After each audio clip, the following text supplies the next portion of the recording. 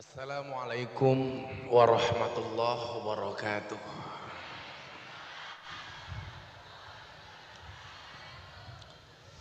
Alhamdulillahil qail. A'udzu billahi samil alim minasyaitonir rajim. Inna rahmatallahi qaribum minal muhsinin. Allahumma salli wa sallim wa barik ala hadan nabiyil karim sayyidina wa maulana Muhammadin wa ala alihi wa ashabil mujahidin at-tahirin. Rabbi shrah li sadri wa yassir li amri wahlul 'uqdatam min lisani yafqahu qawli, amma ba'du. Hadratal muhtaramin, para masyayikh, para kiai, para alim ulama, tokoh agama, tokoh masyarakat, wabil khusus Bapak Rektor Unwahas Profesor Dr. Haji Muzakir Ali MA, beserta jajaran rektorat, dekanat, para dosen dan seluruh sivitas akademika Unwahas yang saya hormati, para pejabat yang berkenan hadir dalam semua tingkatannya termasuk TNI Polri yang saya banggakan, Bapak Ibu, terkhusus mahasiswa dan mahasiswi Universitas Wahid Hasim yang berbahagia. Beli es krim bakule perawan, perawane ayu bokonge lemu. Hai anak Universitas Wahid Hasim yang cantik dan tampan, izinkan Gus Miftah mengucapkan I love you.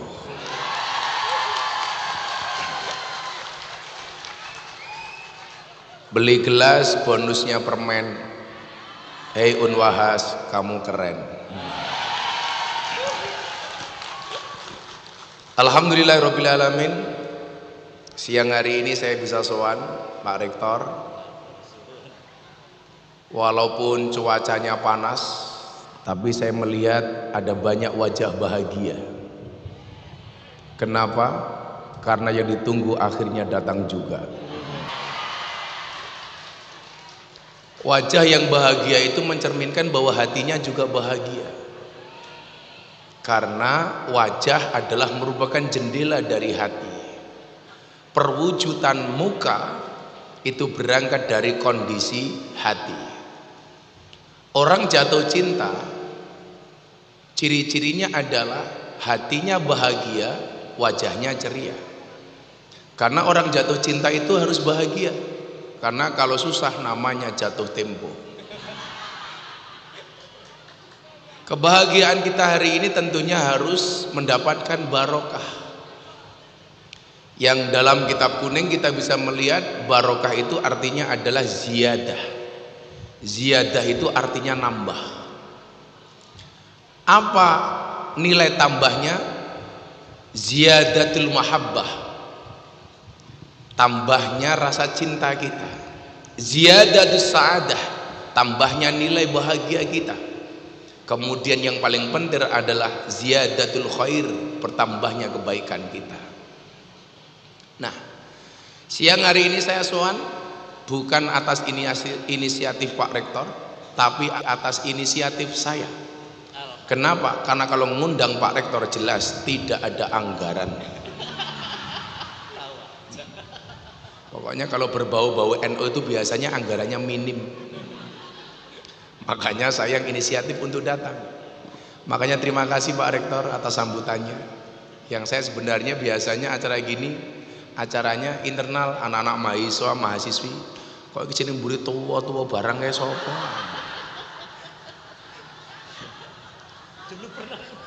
Kayaknya dulu pernah muda kayaknya. Kenapa kita sasar anak kampus dan anak sekolah, Bapak Ibu? Awalnya saya membuat gerakan ini adalah saat pandemi tiba. Bagaimana saat pandemi datang, dinyatakan pandemi COVID-19, semua aktivitas tertutup, close, pengajian close. Tapi anehnya waktu itu banyak tempat nongkrong di Jogja yang buka.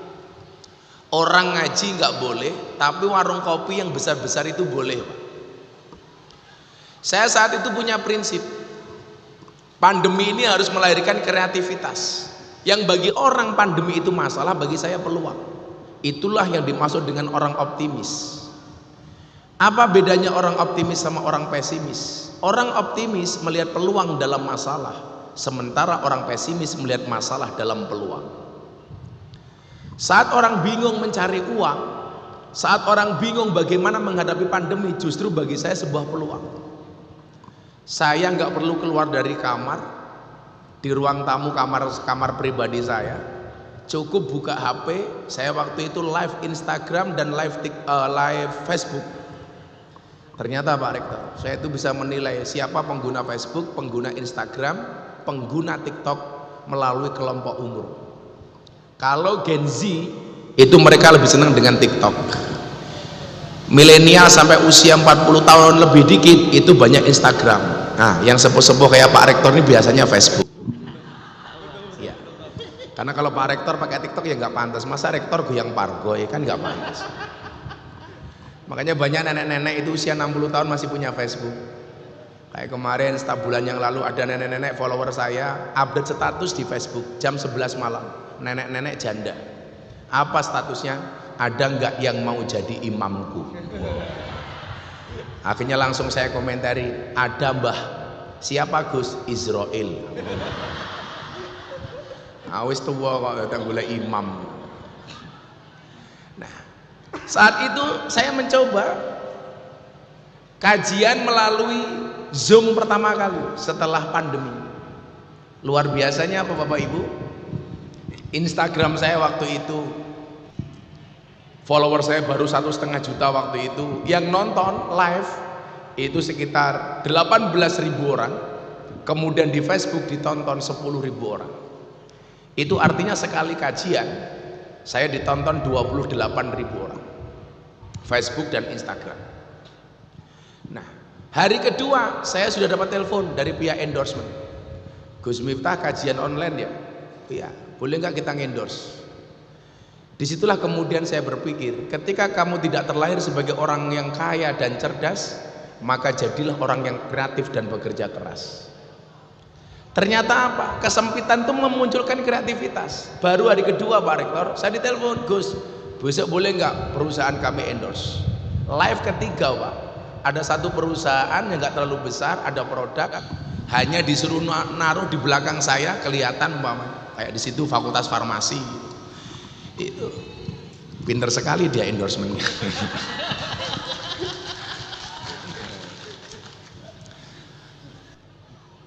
Fakultas-fakultas yang jelimet itu farmasi, apoteker, kedokteran, teknik, kuliah angel, rampung kuliah golek kerja yo lap tambah angel, oleh kerja yo bayari titik, serempet. Saya dulu mikir begini dong. Oh kalau ini olahraga. Juara dunia apa Pak? Panjat tebing. Oh panjat tebing. Kalau di sini juga banyak juara dunia Pak ibu-ibu. Maido bojone. Ternyata memunculkan kreativitas. Ada perusahaan Gus, boleh nggak kita naruh nama di belakangnya Gus Miftah saja? Pertama kali yang ketiga kalinya Pak, saya mendapat endorsement pertama, saya dibayar 50 juta 1 jam. Nah, setengah tahun kemudian setelah Lebaran, saya melihat banyak tempat nongkrong itu rame, ngopi macam-macam. Padahal masih pandemi, tapi pengajian nggak boleh.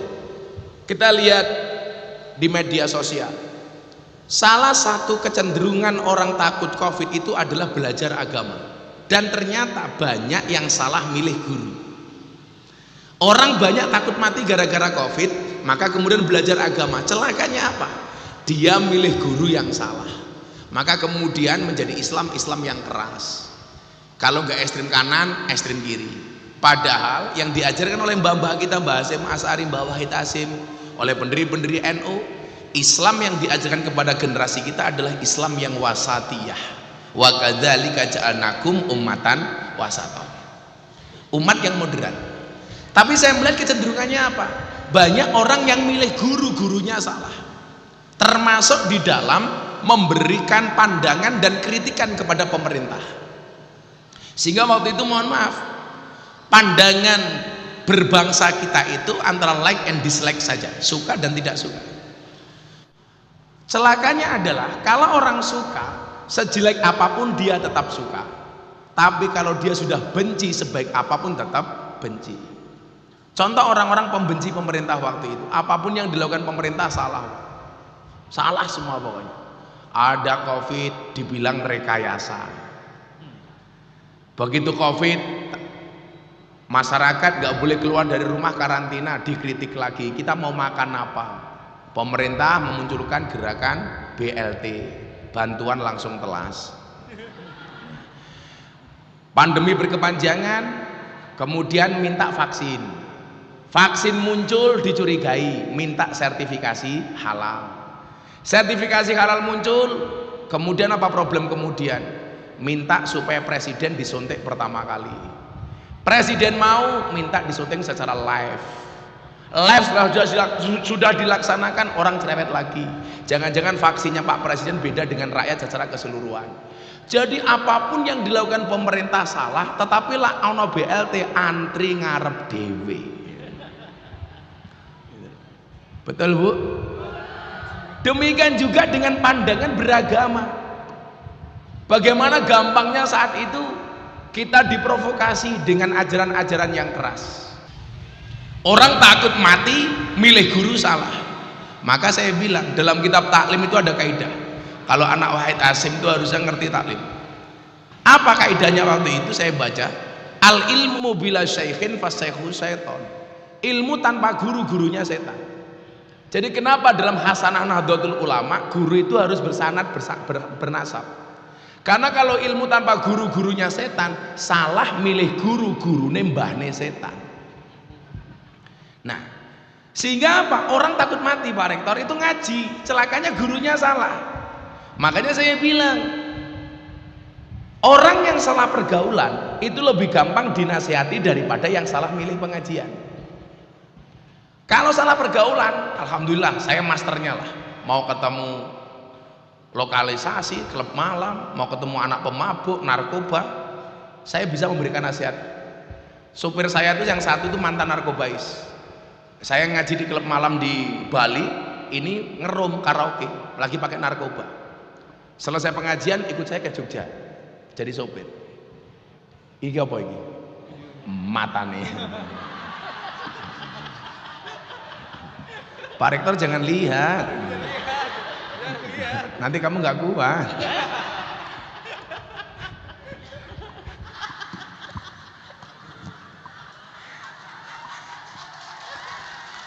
Ya karena saya setia gitu. Saya setia karena saya punya prinsip. Banyak laki-laki mengatakan mencari istri solehah itu susah. Banyak perempuan mengatakan mencari suami soleh itu susah. Pertanyaannya adalah kenapa sibuk mencari bukan menjadi. Makanya saya bilang lelaki yang menangis karena wanita mungkin dia tulus mencintaimu. Tetapi lelaki yang menangis karena dosa, dia adalah imam terbaik untukmu. Siapa itu? Mudzakir.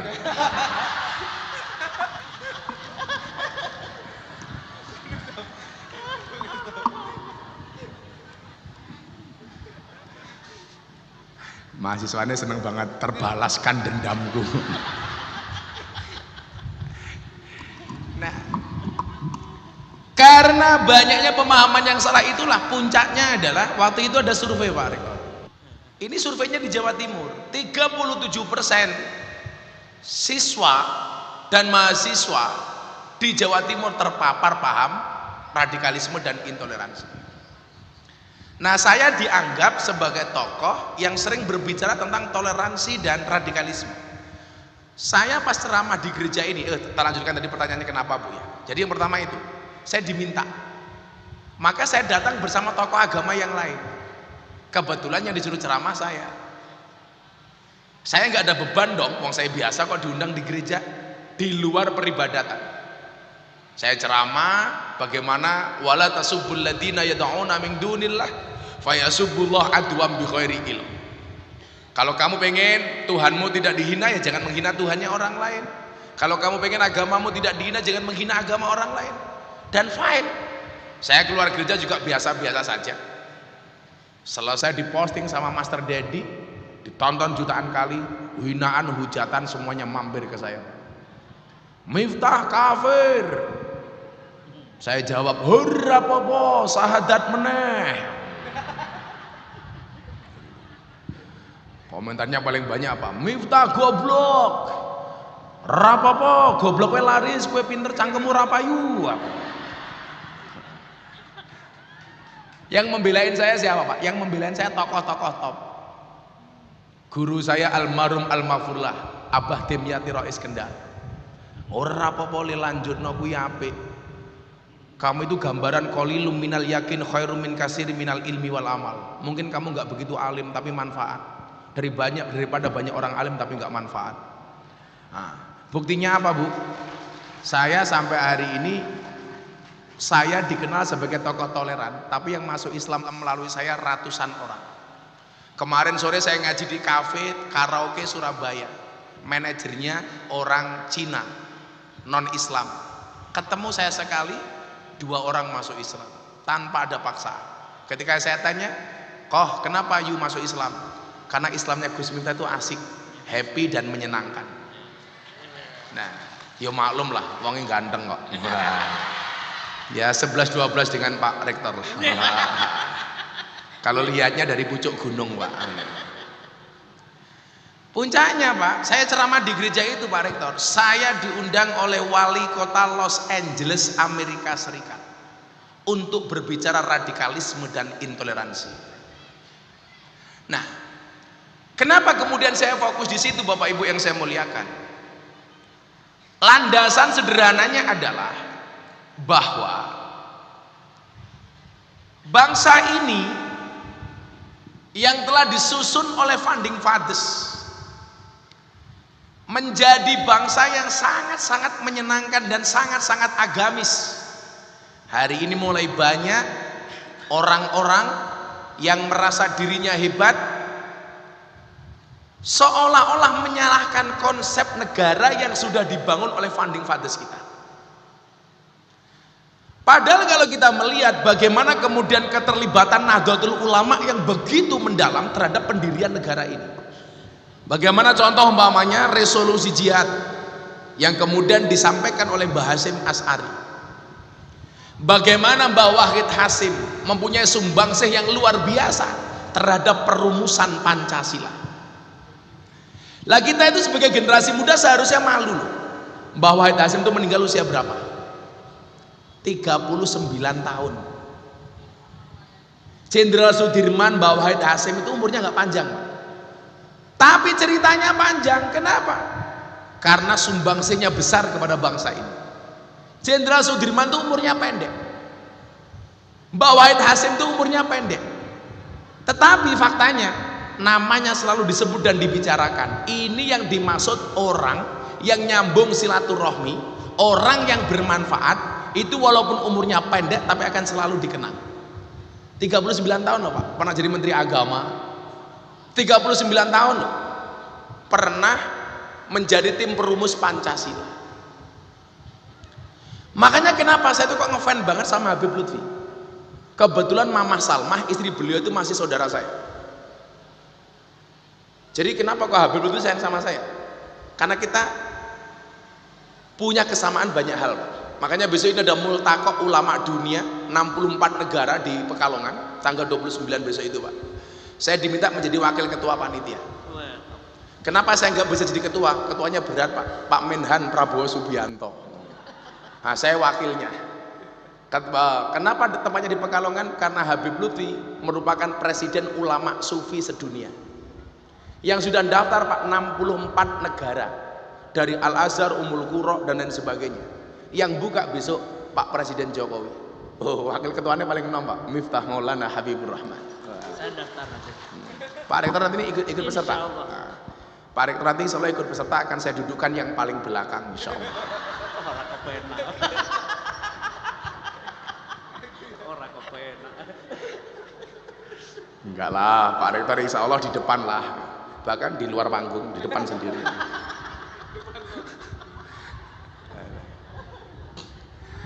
Nah, maka saat saya berbicara di acara Forum Investor Daily Summit 2022, Forum Investor Dunia yang dihadiri sama Pak Presiden Jokowi, saya diminta memberikan ceramah waktu itu bulan Oktober. Ini besok saya diminta ceramah lagi. Oh ya, ini Pak, saya diminta ceramah di Forum Investor Daily Summit 2022. Nah, ini Investor Daily Summit.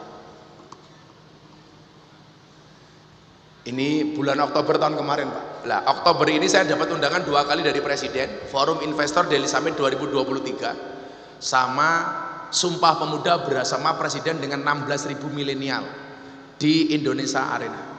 Mungkin kalau dihitung-hitung, Pak, kader muda NU yang paling sering ceramah di hadapan Presiden adalah Miftah. Tos, Pak. Saya kemarin terakhir Ramadan itu yang forum silaturahim ketua umum partai politik.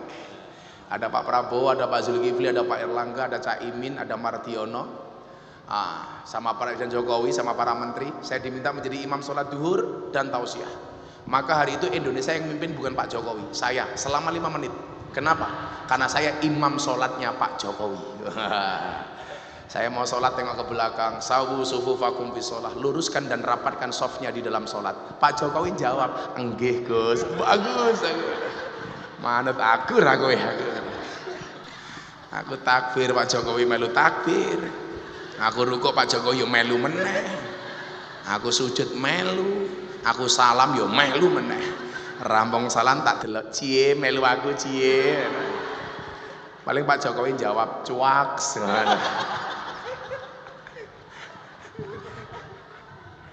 Geleleng pakai cah NU.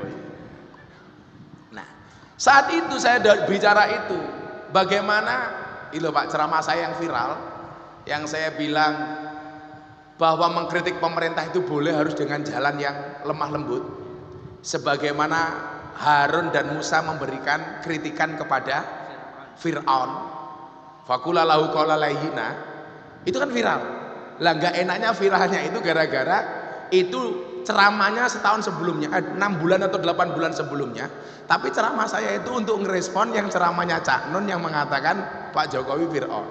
Sehingga orang-orang mengatakan Gus Miftah bermusuhan dengan Cak Nun. Enggak, ceramah saya jauh lebih dulu dibandingkan Cak Nun. Lah itu kan pinternya netizen Mas, melintir-melintir. Pokoknya kita doakan mudah-mudahan Cak Nun segera sehat, amin. Bagaimanapun beliau adalah guru bangsa, Cak Nun orang luar biasa. Nah, saya bilang bagaimana kemudian dulu Allah mendesain pemimpin yang dolim, kafir, bahkan ngaku Tuhan sekalipun kita nggak boleh ngomong kasar. Nah, saat itu Pak Jokowi bilang sama saya, Gus, gerakan Gus Miftah ini bagus banget ya. Namanya apa Gus? Gerakan saya namanya gerakan moderasi, Pak. Berbangsa dan beragama yang happy dan menyenangkan. Makanya saya bisa masuk ke semua lini. Pendeta Gilbert dan jaringan gereja GPI di Indonesia itu akrab banget dengan saya. Ramadan kemarin saya membuat buka puasa bersama Gus Miftah, dihadiri 300 pendeta dari semua aliran. 300 pendeta buka puasa bersama. Yang puasa saya sendiri. Saya waktu itu bilang, Pak Pendeta tahu nggak kenapa orang Kristen itu ke gereja cuma seminggu sekali? Kenapa orang Islam sehari 5 kali ke masjid? Kenapa Gus? Ya, orang Kristen itu cukup ke gereja seminggu sekali karena sedekahnya tinggi 10%. Makanya cukup seminggu sekali. Lah orang Islam harus 5 kali sehari. Kenapa? Karena cuma 2,5%. Titik kok, ya bola balik ke dunia aku. Wong Islam ke 2,5% saja nggak jalan kok Pak. Ekonomi syariah. Ekonomi syariah susah.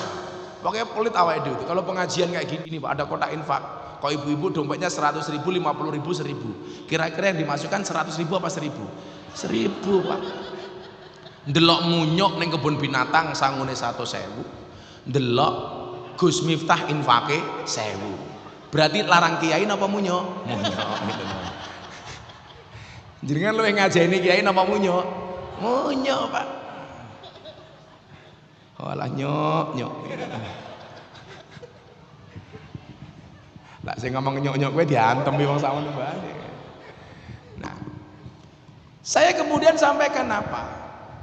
Ketika Allah mengatakan wa kadzalika ja'alnakum ummatan wasaton, ini menuntut kita untuk menjadi orang yang moderat, baik di dalam beragama maupun berbangsawan. Kalau beragama jelaslah, bocah-bocah Unwas pasti diajari tawasud, tasammuh, tawazun,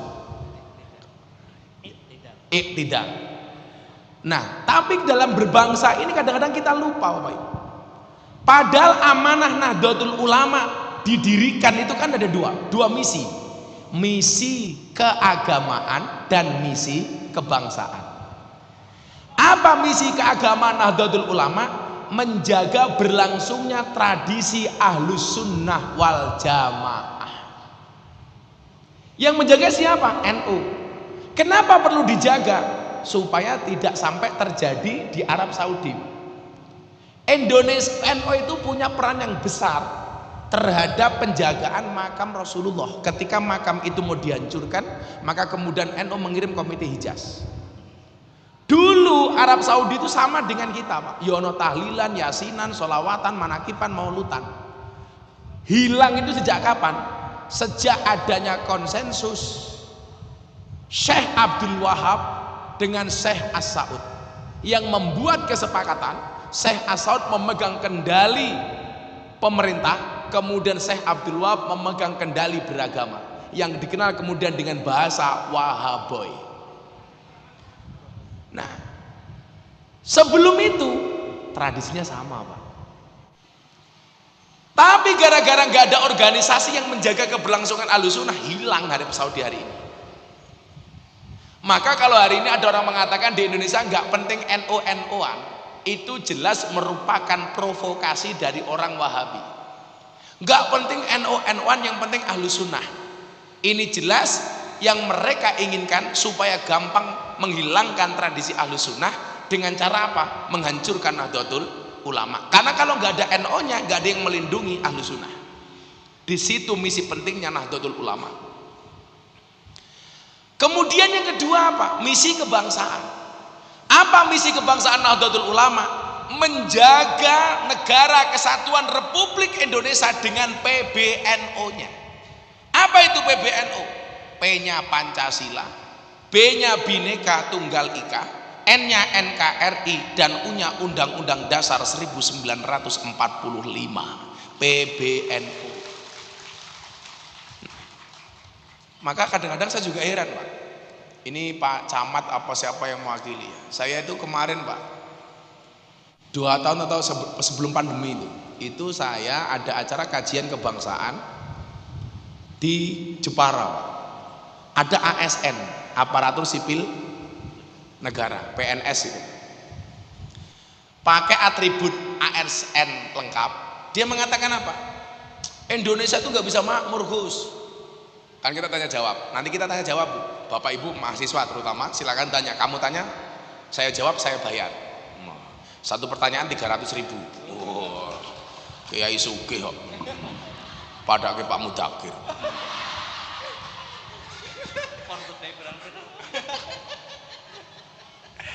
Ya, mohon maaf Pak Rektor, kita berada di atas panggung yang sama, tapi dengan amplop yang berbeda. Ya, manusia berada di atas bumi yang sama, tapi dengan takdir yang berbeda. Takdirnya Pak Rektor di Unwahas, takdirmu MC dodolan cangkem, mesitulah dewe-dewe lah Mas. Kebetulan saya itu orang NU yang ditakdir untuk ngurusi artis dan silet British, Pak. Untuk bisa memberikan pemahaman keagamaan yang enjoy. Makanya saya itu punya kajian rutin di Tower 99 Juragan MS Glow itu dengan teman-teman artis binaan saya. Ya ada Selin, tapi yang paling banyak sekarang itu Pak Janda. Heran aku. Selin Evangelista, Aura Kasih, Wika Salim, Nikita Mirzani. Jangan salah Mas, Nikita Mirzani itu seksi, pakainya buka-bukaan tapi dia sholat. Dia itu alumni Gontor, Pak. Sampai kelas 3 Sanawiyah, Gontor Putri Mantingan. Dia tidak lulus karena kelas 3 dia keluar. Kalau Nikita Mirzani sampai lulus, Pak, mungkin jadinya bukan kayak gitu tapi kayak Mama Dedeh gitu. Nikita Mirzani itu gontor Pak, sampai kelas 3 sanawiyah. Tapi Islam di Indonesia itu asik, buka aurat tapi ya sholat.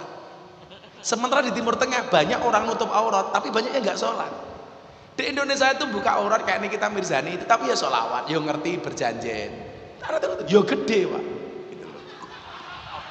Pahalane goblok malah cengengesan.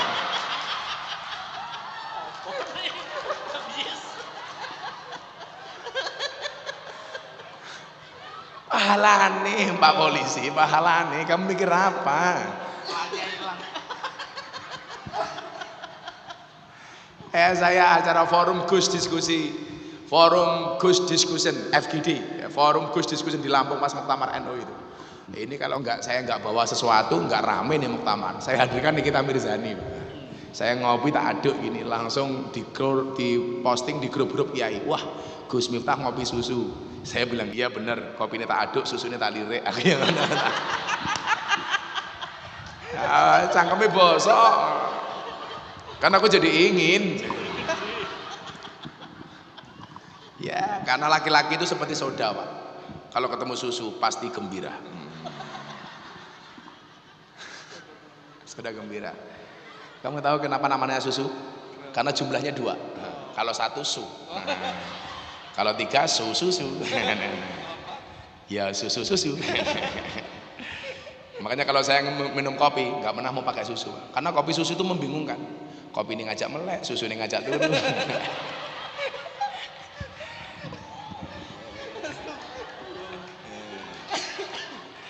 Ambiar. Yes, orang NU itu enjoy Pak. Beragamanya orang NU itu enjoy. Saya itu pernah diundang kajian Wahabi. Saya nggak ngerti kalau undang Wahabi. Saya dibantai habis Pak. Kalau teman-teman Wahabi kan enak, pakai slide, pakai PowerPoint. Saya ngaji disindir sama orang-orang NU itu kalau ngaji nggak pernah pakai PowerPoint. Bla bla bla bla bla. Gantian saya Pak. Ya, kami kalangan NU jarang pakai PowerPoint. Karena kami meyakini orang yang menggunakan power dan point karena dia menyadari dia tidak punya power, dia tidak punya point. Nah, sementara orang NU itu full power, full point. Mereka bilang lagi, saatnya kita kembali kepada Al-Quran, saatnya kita kembali kepada Al-Hadis. Saya ditanya, kok NU nggak begitu Gus? Iya, NU nggak pernah teriak-teriak saatnya kembali kepada Al-Quran, saatnya kembali kepada Al-Hadis. Kenapa? Kiai NU tidak pernah berteriak saatnya kembali kepada Al-Quran. Karena Kiai NU tidak pernah meninggalkan Al-Quran, tidak pernah meninggalkan Al-Hadis. Lah kenapa kok banyak orang-orang teriak kembali kepada Al-Quran, kembali kepada Al-Hadis? Karena mungkin selama ini mereka meninggalkan Quran, meninggalkan hadis. Yang itu Pak. Ya, jadi beragama kita tuh santai aja itu. Aku lah ngomong abot-abot ibu-ibu ini ngomong masuk ke masalah kalau bojone perang, utangnya oke, tandur panen, fresh care entek, skin care ra kuat tuku, tungkae meletek-meletek. Wah. Mana aku percaya itu loh, mahasiswa kok jilbabnya abang, bajunya abang tua, nggak percaya tak aku. Mosok ngene iki mahasiswa kan.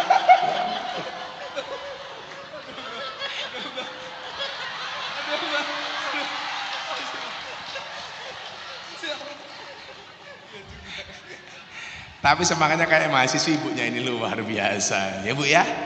Apakah ibu janda? Oh enggak.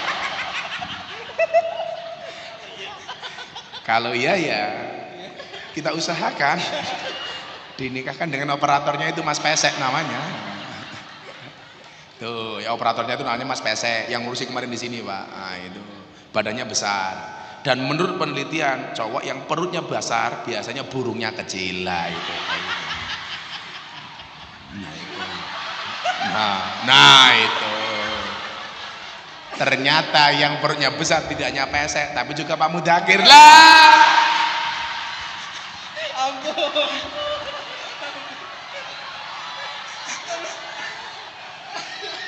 Itu penelitian, bukan saya yang bilang. Laki-laki yang perutnya besar burungnya kecil.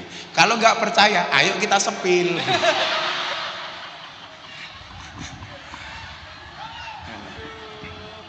Ternyata ini juga sama. Aku udah diem. Saya dulu gemuk Pak Reta. Saya dulu itu berat badan saya 108 kilo. Gara-gara ada penelitian itu saya takut, saya olahraga, saya puasa Daud, saya ngurangi gula, nggak makan nasi, ngurangi minyak, ngurangi garam. 8 bulan turun 35 kilo. Wah, itu. Makanya kalau cowok perutnya besar, burunya kecil. Lah, kalau saya sekarang sebaliknya, perutnya kecil berarti ya.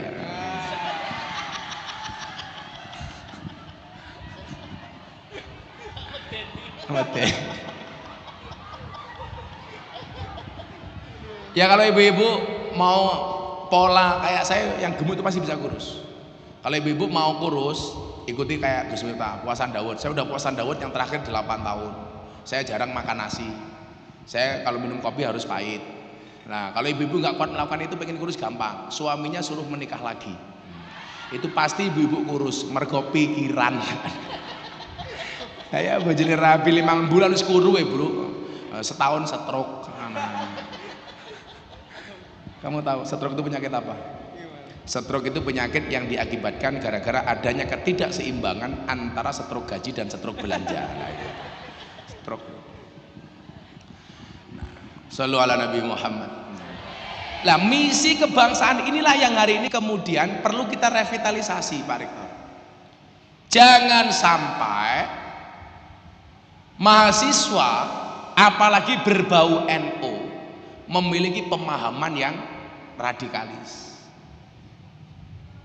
memiliki pemahaman berbangsa dan beragama yang intoleran umpamanya. Kenapa NU cara beragamanya kok seperti ini, Pak? Menjaga kebangsaannya seperti ini.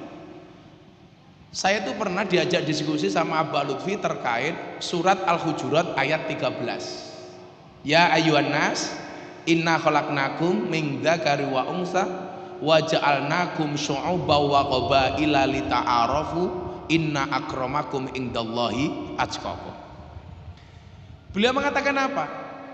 Tuhan itu memang cinta banget dengan Indonesia ya. Kayak hari ini FYP di TikTok kita kan setiap saat muncul Habib Umar bin Hafid. Beliau juga mengatakan apa? Tidaklah aku datang ke Indonesia kecuali diutus oleh Rasulullah, kecuali diperintah dan didhawuhi oleh Rasulullah. Datangnya Habib Umar menurut saya respon positif terhadap perdebatan antara oknum kiai dengan oknum beberapa habaib tentang nasab. Maka saya pikir teman-teman di Wahid Hasyim nggak usahlah ikut-ikutan perdebatan di wilayah itu. Kalau saya lebih mendahulukan husnudzon, bahwa duriannya Kanjeng Nabi itu perlu kita hormati. Apakah Habib itu pasti duriannya Kanjeng Nabi? Kita husnudzon saja. Wallahu a'lam bishawab. Saya nggak mau masuk ke perdebatan di wilayah itu.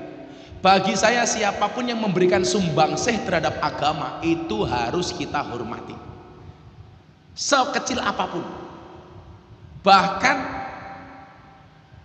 seperti apapun. Kita ingat dengan apa yang dikatakan oleh Sayyid Abdullah Al-Haddad terkait dengan duriyahnya Nabi.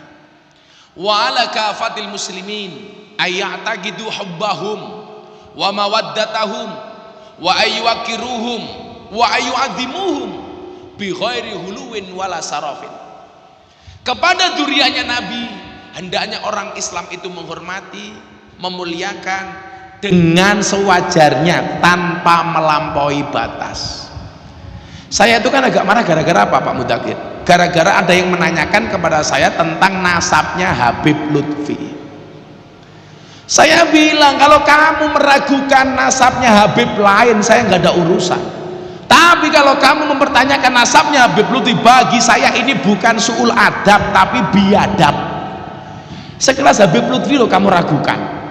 Beliau itu Rais Am seumur hidup Jatman, presiden ulama sufi sedunia, one team press, yang sumbangsihnya kepada negara ini sudah begitu besar, kok masih diragukan bahkan dihinakan, kan kurang ajar gitu loh. Jadi Habib Umar mengatakan tidaklah aku datang ke Indonesia kecuali diutus oleh Rasulullah. Maka mudah-mudahan perdebatan antara oknum kiai dan oknum habaib ayo kita sudahi saja. Apalagi kita orang NU, Pak. Umpama kuwi ngapusi dudu Habib ya piye-piyekno kuwi ya wong Islam. Inna akramakum indallahi atqakum. Mulya mergo takwani. Lah dengan orang non Islam saja kita bisa akur kok. Masa hanya dengan orang dengan embel-embel dalam oknum dalam tanda kutip Habib kita nggak bisa akur. Pak Rektor kalau ke pondok saya, besok saya ulang tahun pondok itu seminggu penuh. Dari tanggal 31 malam saya campur sari sama Cak Percil sama Cak Kirun. Yang lucu anak saya umur 7 tahun. Cak Imin datang ke pondok saya, "Bah, Cak Imin itu apanya Cak Percil?" Bedanya cuma satu, saya bilang, kalau Cak Percil banyak pendapat, kalau Cak Imin banyak pendapatan. Tanggal satunya saya reokan, malamnya festival hadroh. Tanggal 2 Pak saya pengajian kebangsaan, akan dihadiri sama Mas Gibran, Wali Kota Solo, Pak Erick Thohir, Pak Safruddin DMI, termasuk Marcel Widianto stand up comedy. Itu orang Nasrani tapi ngaji sama saya. Kenapa? Karena kampung saya itu 60% Katolik. Lah saya dengan orang Katolik aja bisa akur kok. Masa dengan orang dengan hembel-hembel Habib saya harus bermusuhan? Kok ada-ada saja. Selatan rumah saya Pak, itu rumahnya pengurus gereja. Utara rumah saya kuburan. Dan seumur hidup saya tidak pernah bertengkar dengan tetangga utara saya. Subhanallah, luar biasa. Masa tak antem ya kuburannya Pak itu. Kalau masuk ke kampung saya Pak, itu kuburannya rata-rata salib Pak. Ya kita fan-fan saja. Terus tanggal 3 paginya saya jalan sehat, panitianya orang-orang Nasrani. Tanggal 8-nya saya ke konser kebangsaan. Nah ini komplit ini acaranya ini. Wah, kayak Percil, Guyon Maton, Abantos, Abah Kirun, Erick Thohir, Wirda Mansur, Gibran, Dikul Ghafilin, Riok. Wah. Terus hari pagi, minggu paginya jalan sehat Triswaka, Nabila, Hello Band. Wah. Konsernya Denny Caknan, Moro Widowati, Bagindas, After Sign. Wah. Kayak yang paling ganteng bajunya putih kayak. Wah. Wah, sampingnya Prabowo Subianto. Ini nyuwun saya, ini yang ngurusi Pak, orang Nasrani, yang parkir, yang bantu macam-macam. Makanya saya itu malu. Hanya dengan orang yang dengan atribut Habib kita nggak bisa akur. Dengan tuduhan macam-macam, wes kita hentikan. Kita nggak usah ikut campur wilayah itu. Kemarin saya dibully sama kelompok pendukung tes nasab. Miftah ora paham, malah menolak tes nasab dan lain sebagainya. Saya itu paling nggak nyaman Pak ngomong nasab. Malu kita itu kalau ngomong nasab. Mbah-mbah kita itu orang hebat, sementara kita biasa-biasa saja. Malu. Makanya dikatakan apa? Wa syarrul alamina dawul khumuli idza fa akhartahum dzakarul jududa. Artinya apa? Silakan diterjemahkan.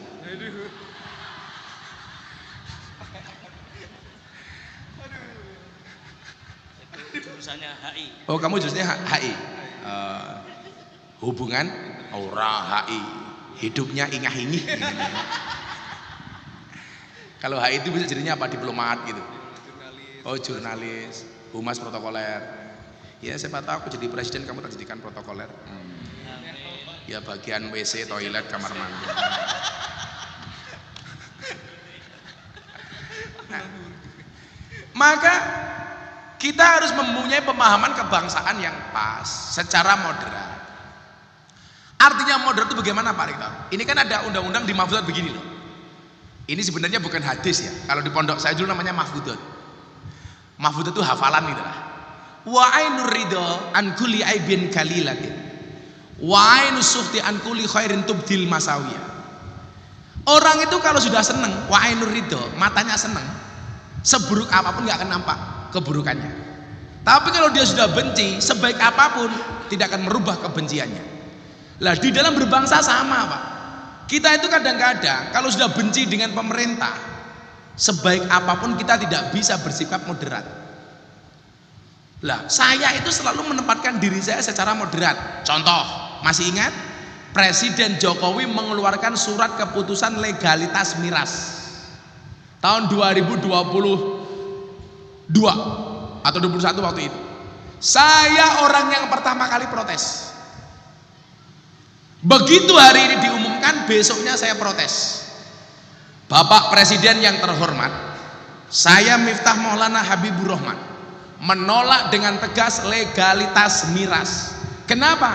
Karena keharaman khamr dalam Al-Quran itu qat'i mutlak, tidak boleh diganggu gugat, tidak bisa ditawar-tawar. Bagi saya minuman keras yang boleh dan layak dikonsumsi hanya satu, apa? Es batu.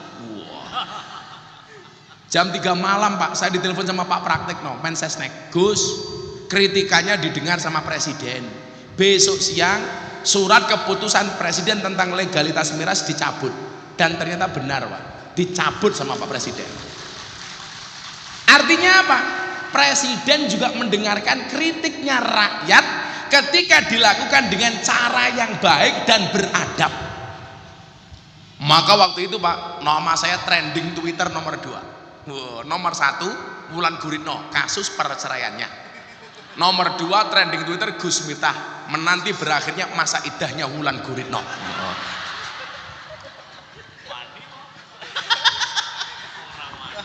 Pertanyaannya Pak Rektor, wani Pak? Saya itu tipe suami setia Pak, karena saya punya prinsip lelaki yang hebat bukan lelaki yang mencintai banyak wanita, tetapi mencintai satu wanita dengan banyak cara. Saya harus ngomong seperti itu. Kenapa Pak Rektor? Karena direkam kamera. Konangan bojoku mudar Pak. Saya pinter-pinter kiai Pak Rektor, digetak bojone goblok dadak. Apa meneh Rektor?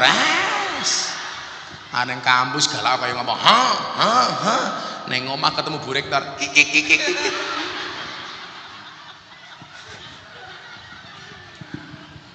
bawa kapolsek lho dan rame lah, neng kantor kaya macan, neng omah ya kaya kucing kok. Wong wedok dilawan, wong wedok iki menangane ra umum. Aku yang gumun kok. Klaster manusia terkuat di muka bumi adalah mak-mak. Mila aku ra seneng karo wong lanang. Wong menangane ra umum. Ternyata ya wong gawe film ya pinter. Bukti yang menunjukkan bahwa perempuan itu menangan. Delala setiap judul film yang menakutkan itu pasti bintang filmnya perempuan. Nyi Roro Kidul cewek, Nyi Blorong cewek, Nini Pelet cewek, Nenek Sihir cewek, Mak Lampir cewek, Wewe Gombel cewek, Susana cewek, Kuntilanak cewek, Suster Ngesot cewek, Sundel Bolong cewek. Kesimpulannya apa? Kesimpulannya sudah jelas. Makhluk yang horor dan menakutkan serta mengerikan adalah cewek. Biasanya kaosnya kuning Pak, biasanya.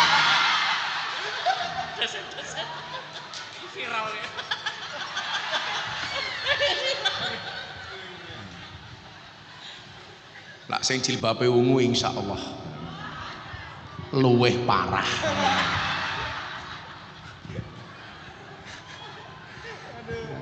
Tapi lah film-film sing lucu-lucu Pak Rektor, rata-rata bintang filmnya lanang Pak. Mr. Bean cowok, Dono Kasino Indro cowok, Unyil cowok, Shinchan cowok, Ipin Upin cowok, Tom and Jerry cowok, SpongeBob cowok, Popeye cowok. Kesimpulannya apa? Makhluk yang lucu dan menghibur dan selalu menjadi korban adalah cowok. Itulah alasan Pak Rektor, kenapa hewan korban itu pasti jantan, bukan betina. Sapi jantan, unta jantan, domba jantan, kambing jantan. Kenapa semua hewan korban itu jantan bukan betina? Soalnya kalau betina mohon maaf mengalah saja tidak mau, apalagi berkorban. Kok ketingan? Wong kok menangane ra umum.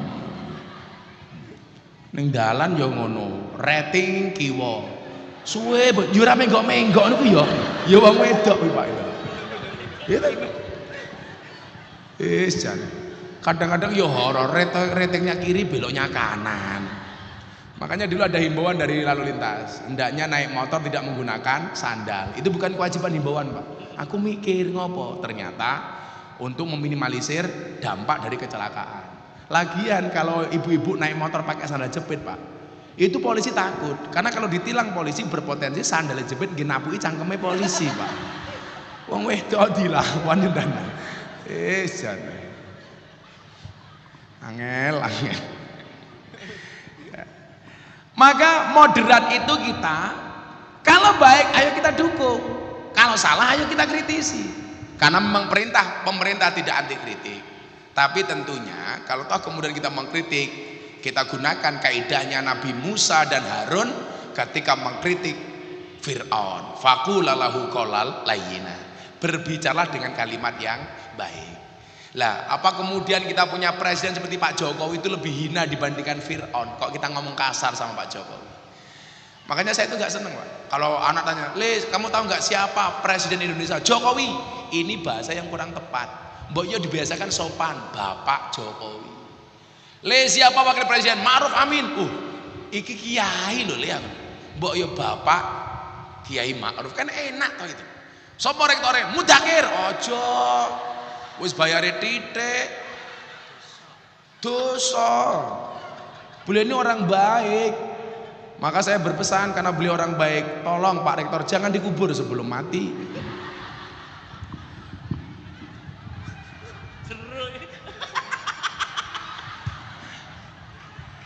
Lihat kan Bapak orang baik, maka jangan dikubur sebelum mati. Itu fatwa saya, Pak. Di mana-mana ada orang baik saya fatwakan, tolong jangan dikubur sebelum mati. Sama dengan kemarin di Malang ada kejadian di Blitar. Mercon gitu, Pak. Duar. Wah, sikile ning ngisor, manuk ini ning dhuwur klopo. Saya langsung mengeluarkan fatwa. Haram hukumnya menyalakan petasan di mata ulama. Itu haram hukumnya. Haram, nggak boleh. Ya kan haram hukumnya menyalakan petasan di mata ulama itu nggak boleh. Betul, setuju? Itu loh. Haram hukumnya mendoakan orang mati itu haram. Matio ini haram, nggak boleh. Ngenteni mati baru didoakan, Pak. Mungkin seperti itu Bapak Ibu moderasi kita, bahwa kita harus bersikap moderat baik dalam berbangsa maupun beragama secara proporsional. Untuk selanjutnya kita dialog dipandu oleh MC modalnya cocot. Silakan yang bertanya. Baik, terima kasih dan saya siapkan uangnya dulu ya, baik. Sama kaos. Kami persilakan untuk teman-teman semua yang sudah hadir di sini, boleh langsung angkat tangan. Saya akan pilih berapa, Abah ini? Berapa dulu? Cewek 2, cowok 2. Oke, cewek 2. Oke, silakan kakak yang ada di belakang Bunda Rara, boleh. Satu lagi cewek. Oke, silakan. Oke, monggo, silakan. Sebelah sini satu. Oke, kakak yang ada di tengah boleh. Boleh. Suruh maju aja, Mas. Langsung maju ya. Yang putra monggo Bapak silakan. Maju aja, maju sini. Se. Aku ki bingung main ngombe degan kon. Monggo silakan panitia boleh pilih bantu. Cok, meneng to iki lho. Aku buka degan ra iso iki lho. Oh iya, saya bantu dulu ya. Ra usah iki lho, panitia iki kurang ajar kok. Panitia boleh dibantu? Nyogok dadak kon buka dhewe lho. Ya, jan wong kene iki jan. Ora niat. Oke. Mohon dibantu mungkin panitia. Wis ora amplopan.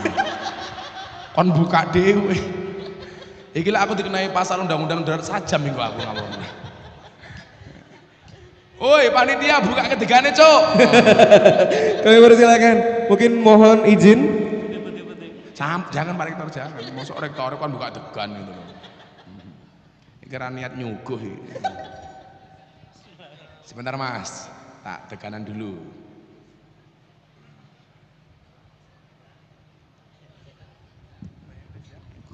Sedotannya kayak selang sapi. Ya cangkemku gede-gede ya lho, Cah.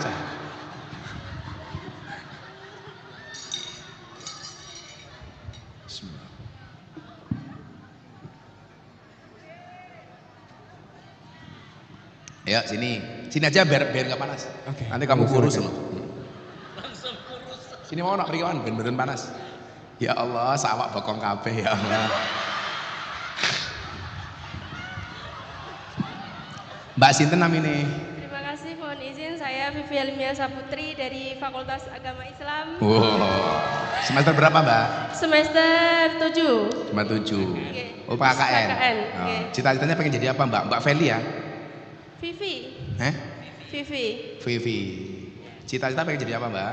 Jadi ajudan Gus Miftah aja nggak apa-apa.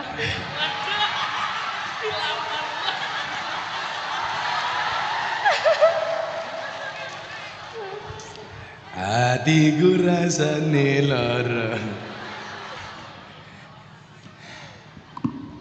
Pertanyaannya Mbak Vivi. Mohon izin Pak Rektor. Sini saya nggak apa, dulu saya nggak apa. Sama santai aja, anggap aja panggungku sendiri. Oke. Ngapunten Gus. Itu jari kamu itu aksesoris apa nutupi bokong gitu? Dua-duanya. Dua-duanya. Ya Allah. Kamu bilang, sorry saya gemuk karena makan nasi. Daripada kamu kurus makan hati. Iya. Kamu gemuk kok, tapi masih muat di hatinya Pak Rektor. Iya.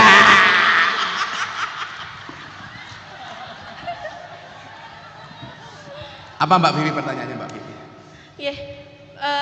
Ini kan sekarang kan memasuki dunia politik ya, tahun politik gitu Gus. Bagaimana sih menurut Gus Miftah di era sekarang, kenapa agama Islam itu sangat mendominasi sekali di politik yang sekarang ini? Maksudnya kan kayak politik kan sekarang membawa agama-agama gitu. Politik identitas. Oke, Gus, terima kasih. Ya pertanyaanmu apa? Kayak gitu. Gue tak santet meteng loh. Bahaya. Oh, enggak bahaya ta. Kalau kamu tokoh politik mengidolakan siapa? Prabowo Subianto. Wow. Sing duda. Orang ajar. Jadi Pak Rektor ya mengidolakan Pak Prabowo karena duda. Loh saya kemarin ditanya Pak, Gus kalau presiden itu apakah harus punya ibu negara? Ya enggak ada kewajiban kan. Justru kalau pejabat nggak punya istri malah biasanya selamat Pak. Karena banyak pejabat yang rusak gara-gara istri. Hati-hati Pak Rektor, hati-hati. Ono ra Bu Rektor iki. Ketake bojone galak ketok iki. Betul Bu? Ah, setok. Galake lemu wong meneh. Jadi begini Mbak. Saya itu nggak sepakat kalau orang mengatakan kiai nggak usah berpolitik, orang baik nggak usah berpolitik. Lah kalau orang baik nggak boleh berpolitik, akhirnya yang ikut politik itu siapa? Ya wong elek. Akhirnya yang terjadi apa? Politik didominasi sama orang jelek karena orang baik tidak mau berpolitik. Cuman di Indonesia itu orang baik kalau berpolitik biasanya tidak mewarnai, malah diwarnai, melu-melu, bosok. Gitu. Seharusnya dia bisa menjadi penerang, malah melu-melu gelap, malah akhirnya menggelapkan gitu loh. Ini problem. Kalau kemudian coba kan kita itu ada jurusan fakultas syariah enggak? Oh, fakultas hukum ekonomi syariah. Kalau di fakultas syariah itu kan ada itu jurusan al-ahwal as-syakhsiyah. Ada jinayah siasah, ada politik macam-macam. Islam itu nggak bisa dipisahkan dari politik. Wong kita itu bisa kuliah juga karena keputusan politik kok. Coba kalau nggak ada undang-undang soal pendidikan. Dan undang-undang itu produk siapa? DPR. DPR dihasilkan oleh siapa? Ya politik dari pemilihan. Nah memang akhir-akhir ini kita melihat banyak orang yang menggunakan agama sebagai identitas politik. Maka muncullah kemudian politik identitas. Saya nggak setuju. Kampung saya itu saya mulai ketika santri saya tanya, boleh nggak Bah kita memilih RW non Islam? Boleh nggak? Saya bilang kalau dalam kapasitas politik orang itu mempunyai kemampuan, ya sah-sah saja. Maka dulu zaman Pak Kapolri, Pak Kabareskrim, Pak Sigit masih di Kabareskrim diusulkan menjadi Kapolri. Itu kan dihujat. Kan mayoritas Polri orang Islam. Kenapa Kapolrinya kok diusulkan orang non Islam? Yang memberikan narasi viral waktu itu saya, Pak Kapolsek. Apa saya bilang? Polri itu lembaga Kamtipmas, bukan lembaga agama. Artinya apa? Siapapun yang punya kapasitas dan kualitas apapun agamanya, dia boleh menjadi Kapolri, termasuk Bang Sigit.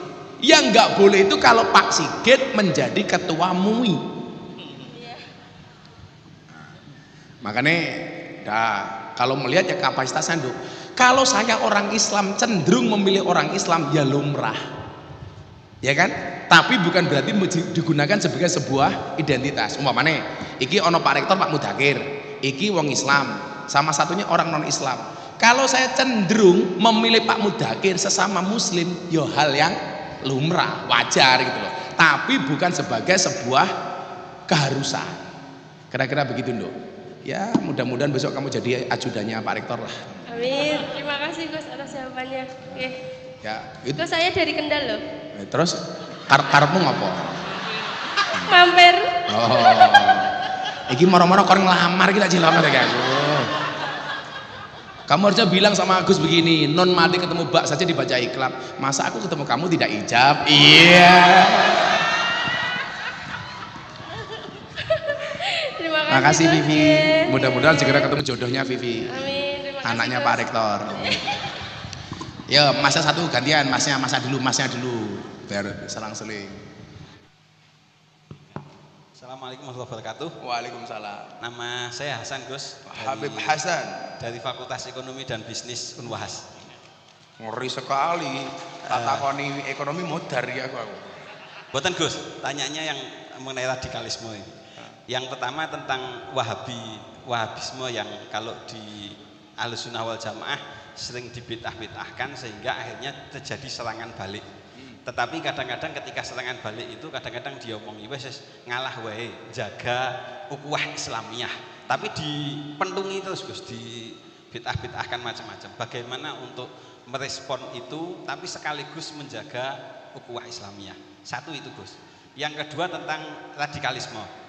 Radikalisme ini kalau dari yang umum itu kan intinya karena kebodohan, khususnya kebodohan dalam agama dan juga karena kemiskinan, enggak gue gawean, kadang-kadang dikasih gawean tapi kon pengajian yang ngaji yang bodoh, dan ini sering kali terjadi di perguruan tinggi yang orang-orangnya pintar, haus cari agama, tapi kemudian yang menyediakan pengajian itu yang kayak video itu banyak terjadi di perguruan tinggi yang umum, Termasuk di BUMN. termasuk di BUMN Gus. Karena itu mungkin naik kuliah di Unwahas saja gitulah, biar nggak terpapar radikalisme. Nggih, Kuliah di mana? Maka sebaiknya diunduh saja. Unwahas saja. supaya tidak terpapar radikalisme itu, insya Allah tidak terpapar. Tetapi radikalisme tadi kan karena dua hal tadi, kebodohan agama, semangatnya ada tapi nggak punya ilmu, dicekoi begitu saja sudah ketipu gitulah bahasanya gitu. Yang kedua karena kemiskinan yang sehingga kalau Abah Lutfi juga sering menyatakan sekarang ini penting kalau kemudian bikin aksi untuk pengembangan ekonomi umat, karena untuk ya orang sekarang butuhnya itu, kadang-kadang akhirnya dikasih kerjaan suruh ikut pengajian, terpaparnya juga dari situ. Nah tapi sayangnya mohon maaf Gus, kira-kira kalau di NU ini tadi gerakan ekonominya juga belum kelihatan. Nah bagaimana untuk membangkitkan itu dan untuk dalam rangka sekalian dakwah ekonomi mungkin gitu. Sekian, assalamualaikum warahmatullahi wabarakatuh. Waalaikumsalam warahmatullahi wabarakatuh. Keren sekali nih Habib pertanyaannya ini.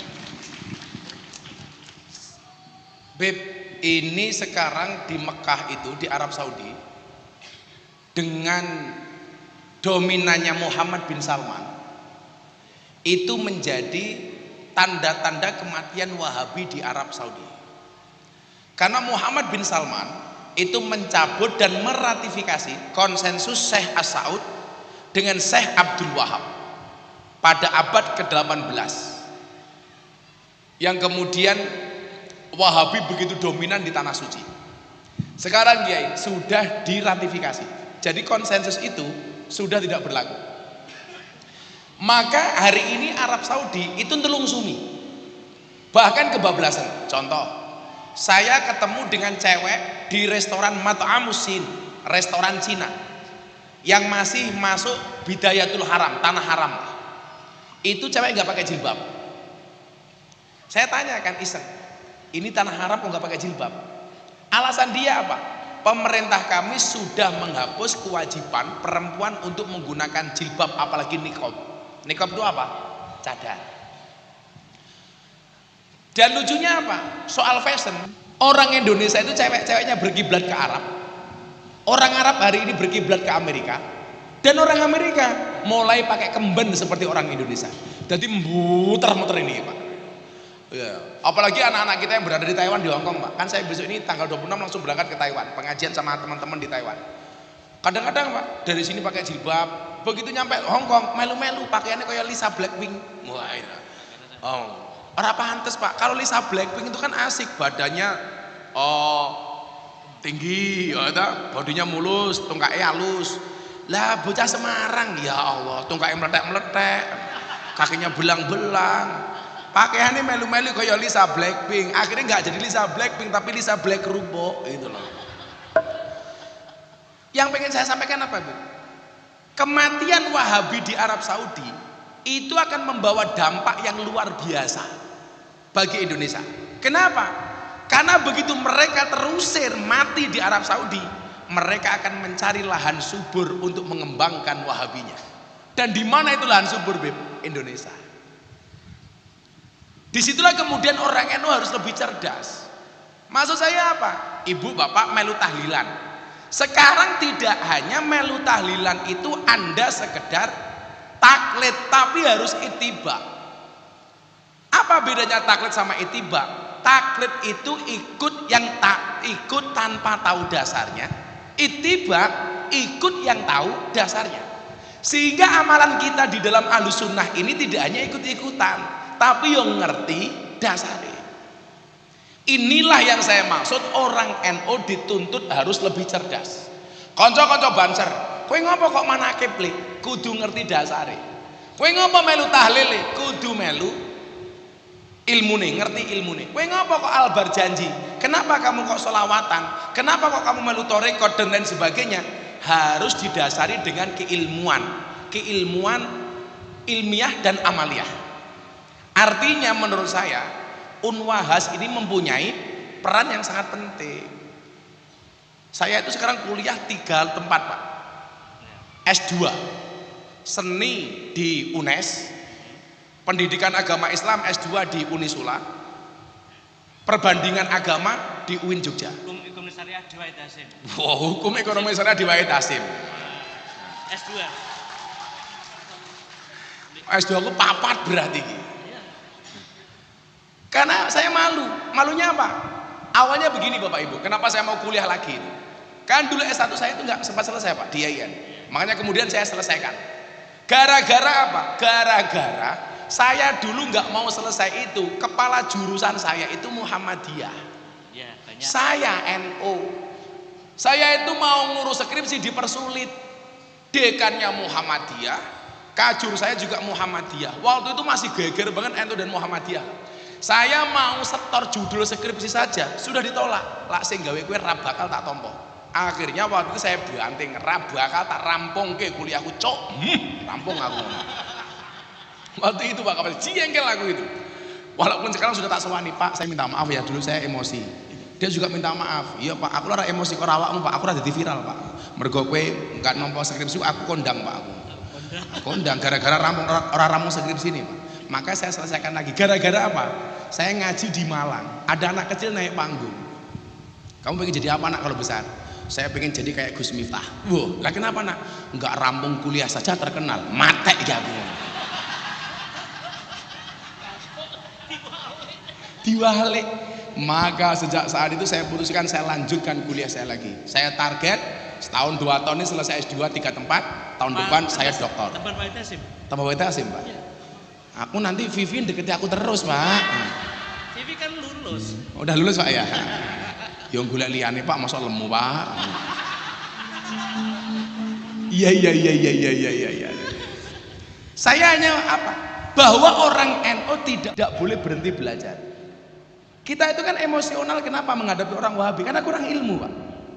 Nah, saya pikir ini menjadi gerakan bersama ya. Konco-konco banser tak andani lho. Kalau kamu ngawal kiai pengajian macam-macam, lah iso begitu kiai ning panggung, banser duduk paling depan, melu ngrungokke pengajian. Jangan ngatur kiai panggungnya kiai ini wis ning panggung, bansere minggat ning ruang transit malah badok. Aja le, mangane bar pengajian wae ngono lho. Setuju ya itu. Kiai ini sing dikawal ngaji tak delok kok bansere ilang. Teng transit bah mangan walah kamu. Kan banser undang-undangnya 1 Pak, wani mati tapi jangan sampai lapar, rawani lapar. Itu banser luar biasa pokoknya. Neng yo kuwi lho, aku kadang-kadang iki banser kok gawe protap. Aku kadang-kadang mumet kok.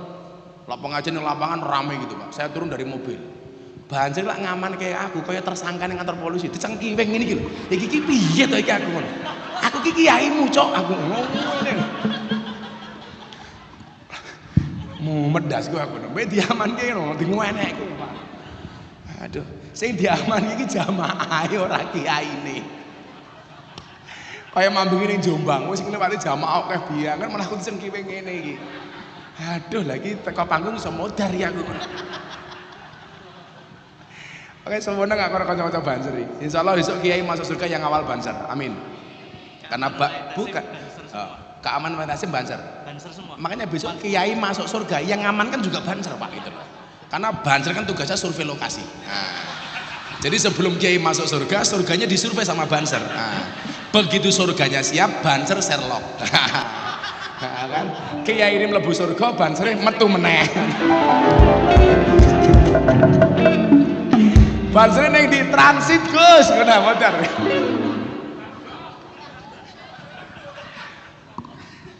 Nah, saya pikir penting lah, kayak Wahid Hasyim ini menjadi kampus yang kemudian kita stigmakan sebagai kampus moderat, kampus Aswaja. Ya, artinya kalau kampus Aswaja, Bib, ya bebasan nggak perlu tanya saya, tanya rektor saja, Bib, gitu loh kan, karena Aswaja, Bib. Begitu Bib, ya, kita bareng-bareng bahwa kader-kader muda NU ini tidak boleh kalah. Kita secara kuantitas sudah jauh lebih besar dibandingkan mereka. Dan saya bersyukur, Bib. Survei-survei terakhir itu yang mendominasi di media sosial itu rata-rata sudah ustadz-ustadz Ahlussunnah wal Jamaah. Dengan orang-orang seperti Gus Baha dan sebagainya, itu orang-orang yang luar biasa. Dan ini perlu kita jaga bareng-bareng. Bahwa secara kuantitas kita nggak ada yang mengalahkan. Pengajian di mana-mana yang paling meriah pengajiannya orang NU. Tetapi di satu sisi secara kualitas juga perlu kita tingkatkan. Insya Allah menjadi Ahlussunnah wal Jamaah yang kafah. Amin Allahumma amin. Yes yo, tak kayak kaos kok sangoni. Wah, duitku anyar. Cie pengen cie.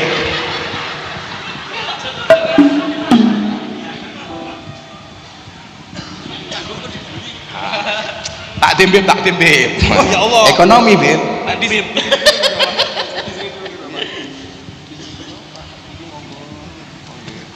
Pak Fandi dapat tumbas napa? Oh, nggih bensin. Lah dikai duit ditabung napa dicelengi? Ditabung, jangan dicelengi. Makanya ada bayi tabung, nggak ada bayi celeng.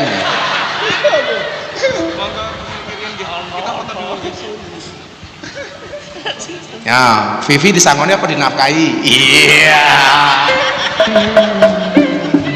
Terima kasih Gus. Langsung 3 bebasan. Ya, Mbak Dokter. Ya, foto ya, foto. Oke. Sini deh, sini. Foto sini deh. Enggak apa-apa, Bib. Pertanyaan saya, apakah kaosnya muat untuk Vivi gitu.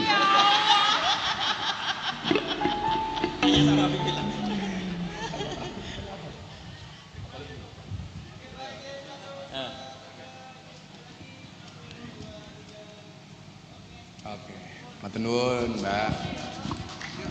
Saya yakin tiap hari sama Vivi kaosnya dipakai supaya serasa meluk Gus Miftah. Nah, Bagus. fallback, alah, fallback. Apa Mbak? Oh, tongnya panjang umur. Lah wis sudah 8 ora mati-mati loh. Kamu bagus. Oh ya.